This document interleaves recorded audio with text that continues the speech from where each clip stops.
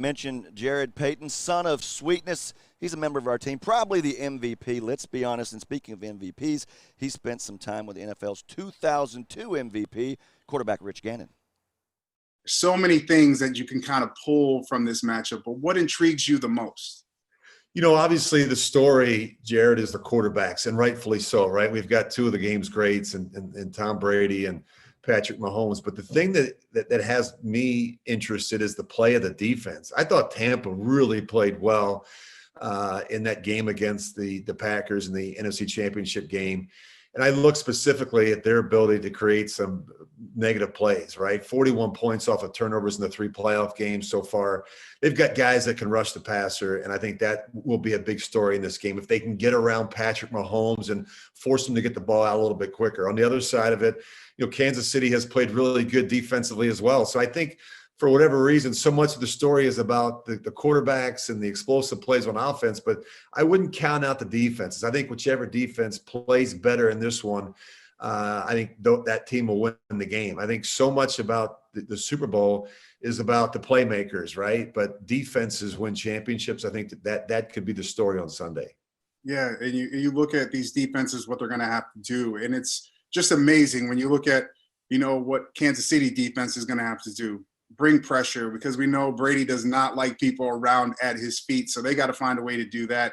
But on the other hand, with Patrick Mahomes, Rich, when you bring pressure on him, that's when he's at his greatest. How are they going to have to disguise this, and are they going to have to do it with just maybe rushing 3 or 4, or they're going to have to bring blitzes? Because when he does that, that's where he can get outside the pocket and make plays. Yeah, you're right. I think the best way to attack Mahomes is if you can rush 4 and drop 7. Now, if you rush 4, you've got to be able to get home. You got to be able to get some pressure. You got to get him moving off the spot and force his time clock to be a little bit quicker. That's going to be the key. You know, I think the fortunate thing for the Tampa Bay Buccaneers, they go back and they watch that game from Week 12. They got destroyed in the first half. I mean, Brady, you know, struggled a little bit early and they played better in the second half. But I think defensively, the Buccaneers got exposed. They gave up 359 passing yards in the first half to Mahomes. You look at what Tyreek Hill did in that game, 269 yards receiving and 3 touchdowns. It was the explosives, the big plays down the field.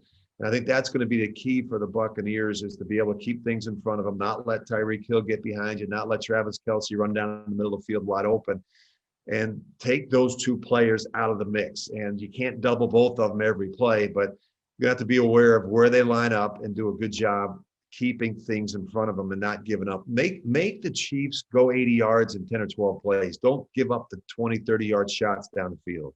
Yeah, it's so hard, though, Rich, when you look at having those 2 explosive guys, right? You got a guy that can take the top off of a defense, and then if you try to have help on that side and bracket over on that side, now you kind of maybe leave the middle of the field open. And Travis KELCE is so good at finding ways to be able to either sit down in zone or just feel that leverage to be able to get himself to get the ball. To me, he could be the X factor in this game, trying to find a way to be able to slow him down.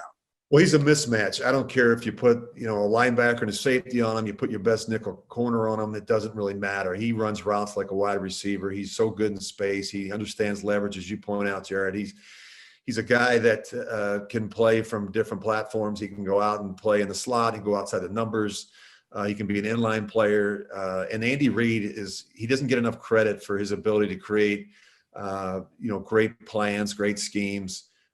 And put the quarterback in a position where he's got a chance to make plays. And it's not just – I think it's their team speed, and it's not just Tyreek Hill and Travis KELCE. I mean, you look at Watkins, you look at Hardman, you look at Edwards-Helaire. They do a good job getting those players touches in space where they can create and manufacture big plays. How big for the Bucs is it to be able to control the game on the ground and be able to run the football? Really important. You know, your dad would love this conversation, obviously, because we talk so much about the passing game. But Leonard Fournette has been a big part of what they've done down there. You look at Ronald Jones. I mean, and I think Bruce Arians and Byron Leftwich, they want to run the football, you know, and they want to help Brady. And Brady, I think, you know, we talk a lot about how great Tom Brady is, and he's arguably the greatest quarterback ever.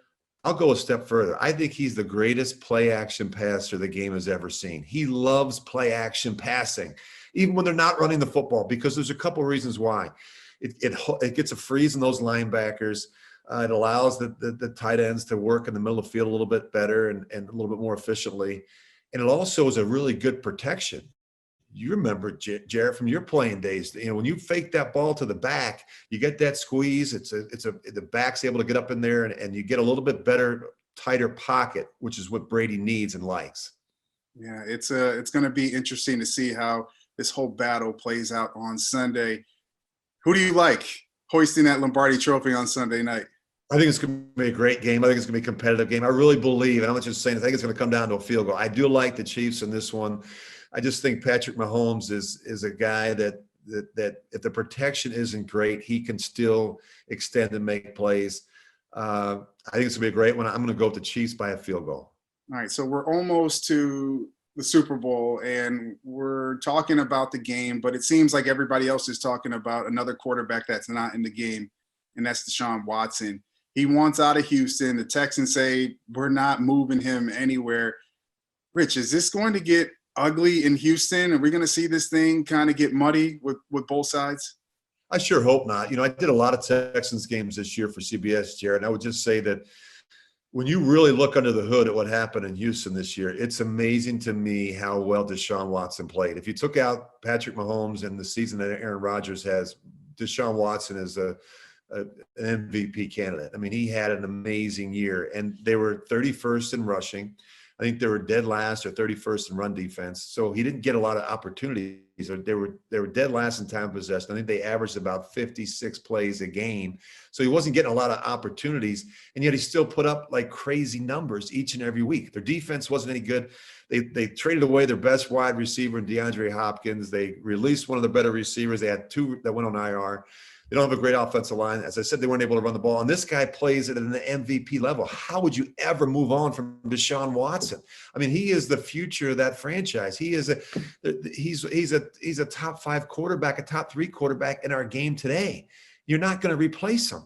So they've got to find a way to mend that relationship. That's important. And I think they're in the process of trying to do that.